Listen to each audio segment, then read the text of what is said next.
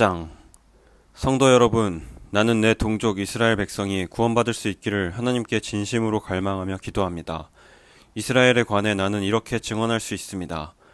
그들은 하나님께 대한 열심이 있습니다만 그 열심이 지식에 기초하고 있지 않다는 것입니다.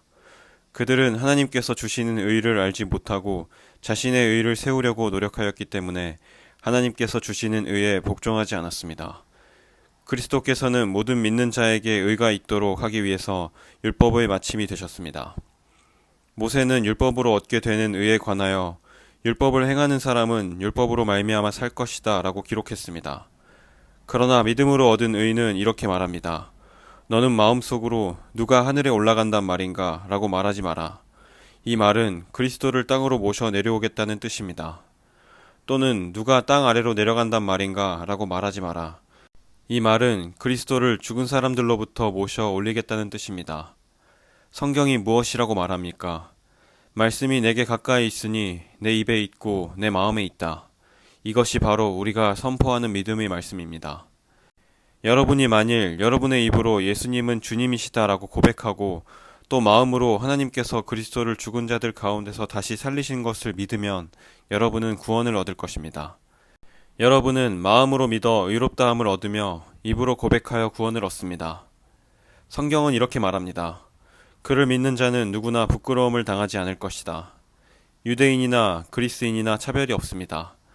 동일하신 주님께서 모든 사람의 주님이 되시며 그를 부르는 모든 사람에게 풍성한 복을 주십니다.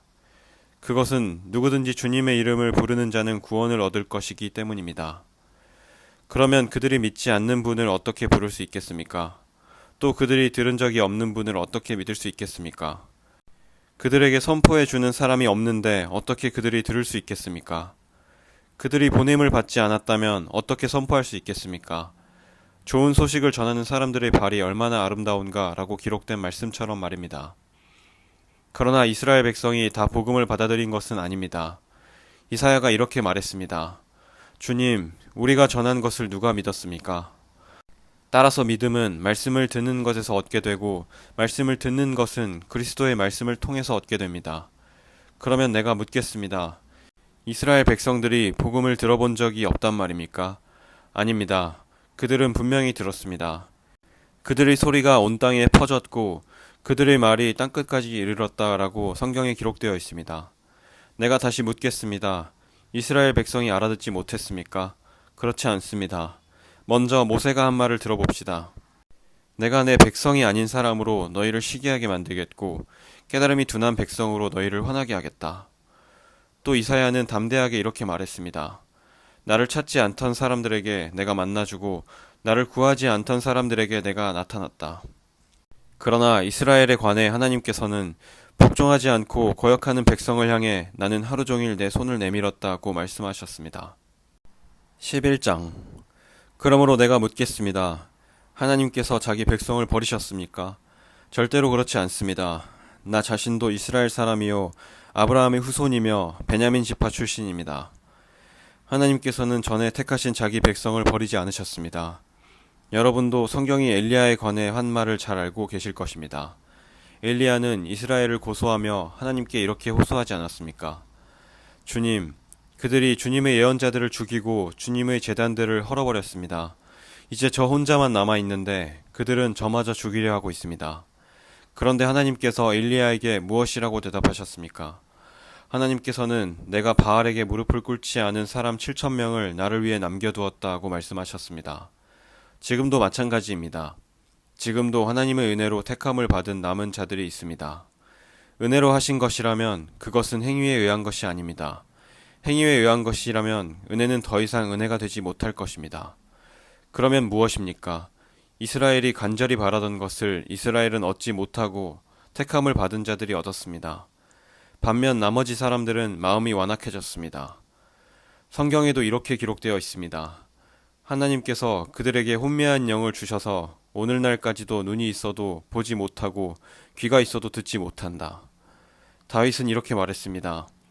그들의 잔치상이 그들에게 덫과 올무가 되게 하시고 그들이 걸려 넘어져 멸망받게 하소서.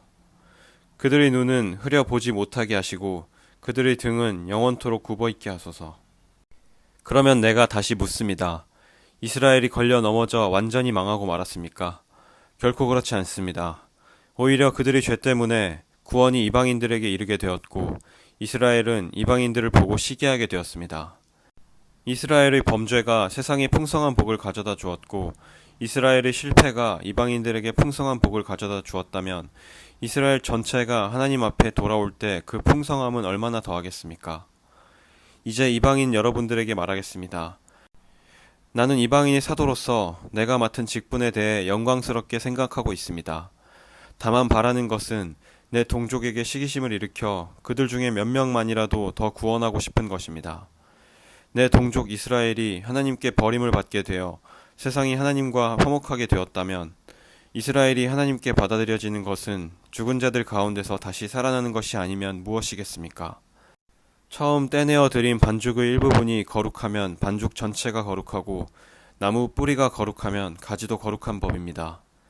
참 올리브 나무의 가지 중에서 얼마를 잘라낸 뒤 야생 올리브 나무가지인 여러분을 원가지에 접붙이면 접붙여진 가지는 참 올리브 나무로부터 올라오는 양분을 받게 됩니다. 그러니 여러분은 잘려나간 가지를 향해 자랑하지 마십시오. 자랑하더라도 명심할 것이 있습니다. 여러분이 뿌리를 지탱하는 것이 아니라 뿌리가 여러분을 지탱한다는 사실입니다. 여러분은 이렇게 말할 수도 있을 것입니다. 나를 접붙이기 위해 가지들이 잘려나갔다라고 말입니다. 이것은 100번 지당한 말입니다. 그 가지들은 믿지 않았기 때문에 잘려나갔고 반대로 여러분은 믿었기 때문에 나무에 붙어 있었습니다. 그러니 자만하지 말고 오히려 두려워하십시오. 하나님께서 원래 나무에 붙어 있던 가지들도 아끼지 않으셨다면 여러분도 아끼지 않으실 것입니다. 그러므로 하나님의 인자하심과 엄격하심을 깊이 생각하십시오.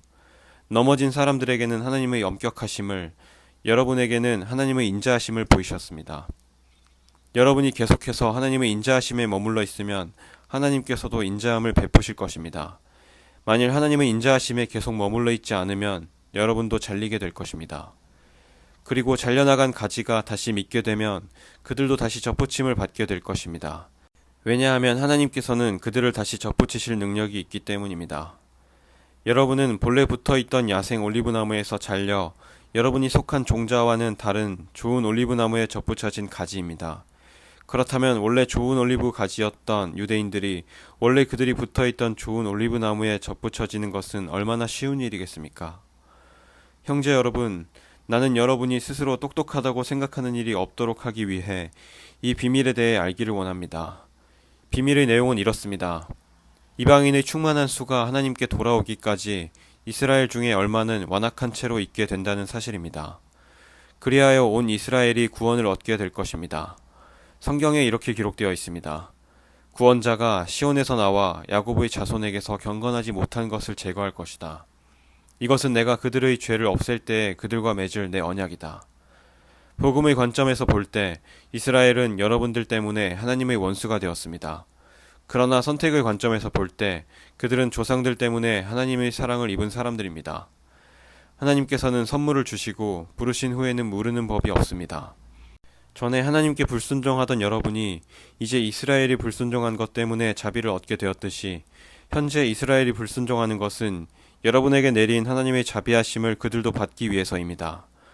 하나님께서는 모든 사람들에게 자비를 베푸시기 위해 모든 사람을 불순종하는 데에 가두어 두셨습니다. 오, 하나님의 지혜와 지식의 부유함은 참으로 깊습니다. 하나님의 판단은 헤아릴 수 없으며 그분의 길은 아무도 찾을 수 없습니다. 누가 주님의 마음을 알았으며 누가 그분의 의논 상대자가 되겠습니까? 누가 먼저 하나님께 무엇을 드려서 하나님의 담례를 받는단 말입니까? 이는 모든 것이 하나님께로부터 나왔고 하나님의 보살핌으로 보존되며 하나님의 영광을 위해 존재하기 때문입니다. 하나님께 영광이 영원토록 있기를 원합니다. 아멘. 12장.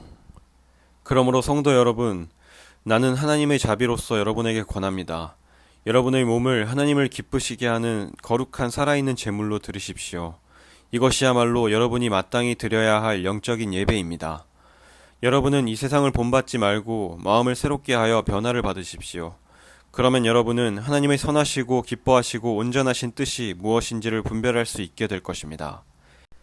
하나님께서 나에게 주신 은혜를 힘입어 여러분 한 사람 한 사람에게 말씀드리겠습니다. 여러분은 여러분 자신에 대하여 마땅히 생각해야 할 것 외에 다른 것을 생각하지 마십시오. 여러분은 하나님께서 각자에게 주신 믿음의 분량대로 냉철한 판단을 가지고 자신에 대하여 생각하십시오. 사람에게 몸이 있고 그 몸에는 많은 지체가 있어 그 지체들이 하는 일이 각기 다른 것처럼 우리도 여럿이지만 그리스도 안에서 한 몸을 이루었고 한 사람 한 사람이 서로에 대해 지체로서 연결되어 있습니다. 우리는 하나님께서 우리에게 주신 은혜에 따라 저마다 다른 선물을 받았습니다. 예를 들어 그것이 예언의 선물이라면 믿음의 분량대로 그 선물을 사용하십시오. 봉사하는 선물이면 봉사하는 일로, 가르치는 선물이면 가르치는 일로, 격려하는 선물이면 격려하는 일로, 남을 구제하는 선물이면 너그럽게 나누는 일로, 지도하는 선물이면 열성을 다해 자선을 베푸는 것이면 기쁨으로 선물을 사용하십시오. 사랑은 거짓이 없어야 합니다. 악을 미워하고 선을 굳게 붙드십시오. 형제 자매를 사랑하듯이 서로 사랑하며 자신보다 남을 더 존경하십시오. 열심히 일하고 게으르지 마십시오. 성령으로 달구어진 마음을 가지고 주님을 섬기십시오. 소망을 가지고 기뻐하십시오. 환난 속에서도 잘 참으십시오. 꾸준히 기도하십시오. 성도들에게 필요한 것을 나눠주십시오. 나그네를 후하게 대접하십시오. 여러분을 핍박하는 사람들을 축복하십시오. 그들을 위해 복을 빌고 저주하지 마십시오. 기뻐하는 사람들과 함께 기뻐하고 슬퍼하는 사람들과 함께 슬퍼하십시오. 서로 한마음이 되십시오. 교만한 마음을 품지 마십시오. 하찮아 보이는 사람들과도 기꺼이 사귀십시오. 스스로 지혜 있는 척 하지 마십시오. 아무에게도 악을 악으로 갚지 마십시오. 모든 사람이 보기에 선한 일을 하십시오. 여러분 쪽에서 할 수 있는 일이라면 모든 사람과 더불어 화평하게 지내십시오. 사랑하는 여러분, 여러분이 직접 원수를 갚지 말고 하나님의 진노에 맡기십시오. 성경에 이렇게 기록되어 있습니다. 주님께서 말씀하시기를 원수 갚는 것이 나에게 있으니 내가 갚을 것이라. 여러분은 이렇게 하십시오. 원수가 먹을 것이 없어 굶고 있으면 먹을 것을 주고 목말라 하면 마실 것을 주십시오. 그렇게 하는 것은 그의 머리 위에 숯불을 쌓는 것이기 때문입니다. 악에게 지지 말고 선으로 악을 이기십시오.